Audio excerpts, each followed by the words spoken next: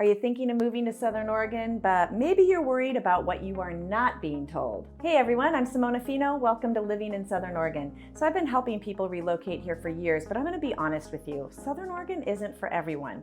Now I've seen families move here with dreams of mountain living, fresh air, no traffic, and guess what? Now they're scrambling to get out.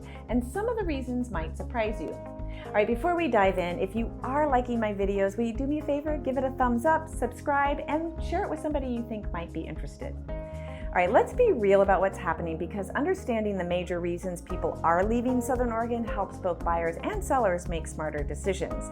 But let's go ahead and start with probably the biggest issue driving the Southern Oregon exodus. And that is going to be wildfires, smoke, and the challenges of getting affordable homeowners insurance. All right, if you've lived here for a few years, you know exactly what I'm talking about. Checking air quality alerts and looking at your Watch Duty app in August and September can be as routine as checking the weather. Now, while some summers are better than others, it's something that everyone who lives here is acutely aware of. Many areas of Jackson and Josephine counties are categorized as high hazard wildfire zones. Now, what does that mean for you as a homeowner or a potential homeowner? What it means is many insurance companies are either dramatically raising premiums, they're pulling out of these areas completely, or they are requiring homeowners to do more to protect themselves against the risk of fire. Now, some folks, especially those with rural properties surrounded by trees or limited access roads, they're finding it hard to get coverage, or they're finding the cost of fire remediation to be higher than what they can afford. Now, while there are programs and grants out there to help homeowners become wildfire prepared, it can still be a daunting task for many homeowners in rural areas. And honestly, it's not just the money, it's also the psychological weight. You know, every summer people in rural areas wonder, is this the year we're going to get evacuated? Is our home going to be threatened? And most everyone wonders if the air quality is going to be good enough to get outside and actually enjoy the great outdoors they moved here for. Now, for people with respiratory conditions, the wildfire smoke in Southern Oregon becomes a genuine health crisis. It can be a big concern. And I've worked with clients who moved here because they wanted the outdoor lifestyle, only to realize that they can't enjoy the hiking trails and kayaking trips when the air quality hits hazardous for weeks at a time. Again, that doesn't happen every summer, but when it does, it's a bummer. All right, so people are relocating, and where are they going? The Oregon coast, where the marine layer keeps the smoke at bay and it's a little cooler, or even out of state entirely. So it's a real factor in a market, and if you're buying rural property in Southern Oregon, you absolutely need to factor in wildfire insurance costs and mitigation requirements before you make an offer. All right, reason number 2 people are moving out. The cost of living. So the cost of living here has climbed significantly over the past 5 years, and wages haven't really kept up the pace. So 5 years ago, Medford and Grants Pass were considered some of Oregon's most affordable cities. You could find a solid single-family home for under $300,000. Fast forward to 2025, and we're looking at a median home value around $420,000 in Medford. Now, that's still going to be a lot more affordable than Portland or Bend, but when you factor in that Southern Oregon wages run a little lower than those metro areas, that affordability kind of disappears.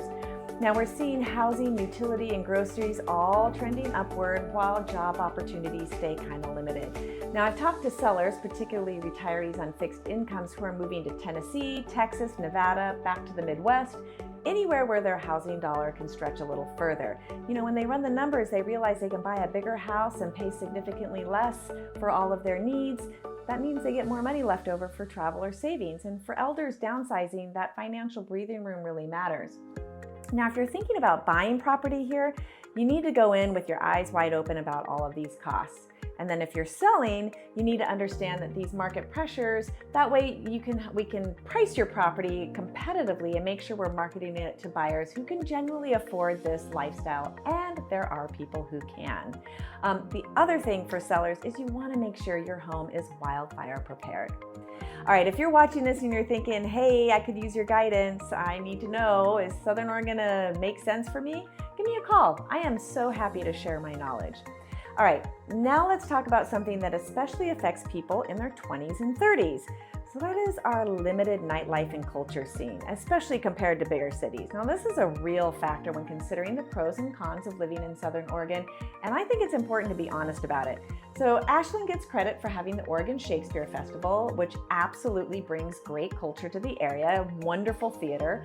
Jacksonville has the Brit Music Festival. Medford and Grants Pass have the Criterion and the Rogue Theater.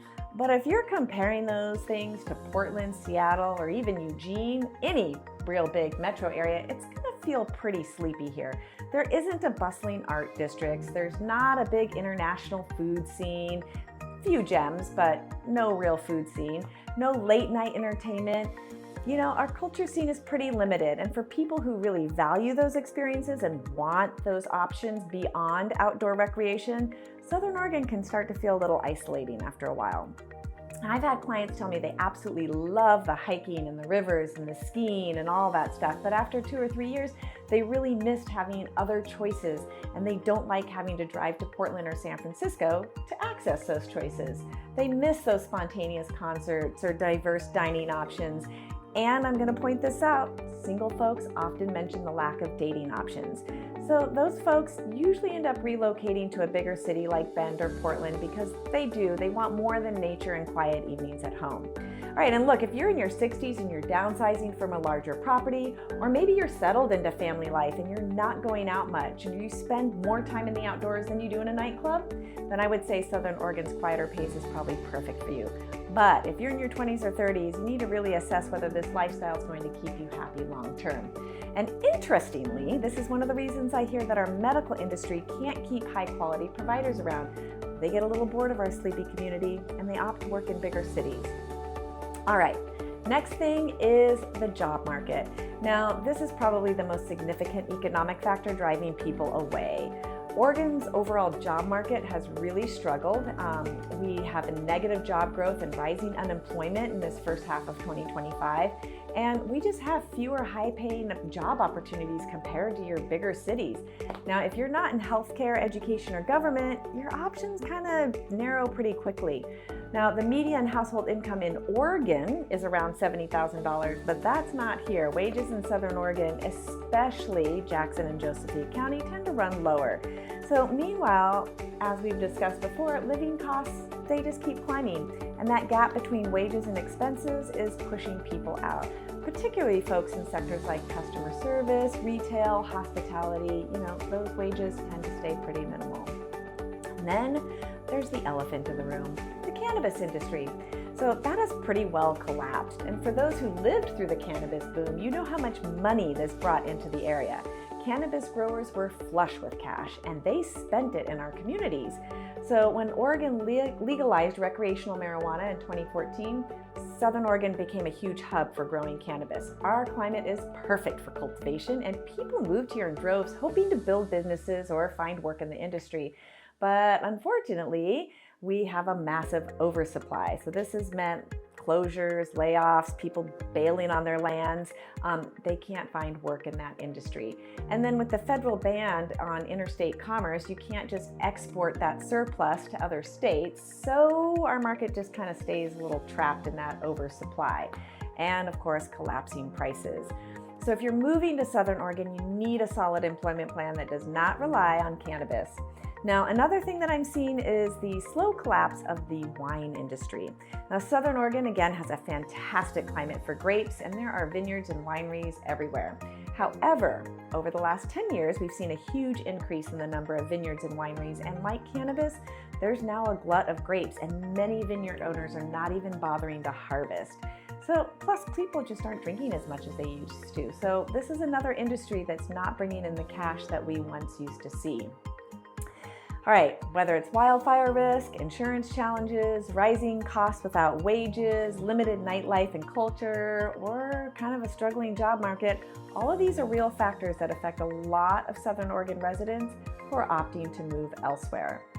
But here's what I think is important to understand. Southern Oregon isn't losing everyone.